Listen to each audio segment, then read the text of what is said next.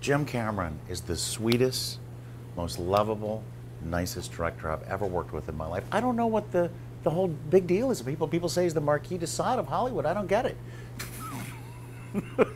What I mean is, he allows, he demands you, when you work with him, to do your absolute best work. And on The Abyss, there is no way in hell that my colleagues and I could have come up with anything even remotely as close to what we ended up with in that movie for the alien undersea creatures, because it's never good enough for Jim. And he actually, you know, I mean, here's a guy who built a tube and went 3,000 feet under the Mariana Trench, for God's sake. So he's gonna settle for a foam rubber puppet? No, no, no, no, no. This thing had to be glass clear. It had to self-illuminate. It had to change colors. It actually had to be shot underwater. And he is not a man to settle.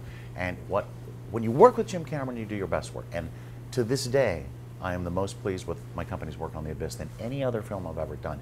Even though I have to say, it's the only time I've ever been reduced to tears on set. I actually cried on The Abyss on set. Jim made me cry, but I love him for it. He's a good man. Tune in next week for another tasty treat from Rubberhead.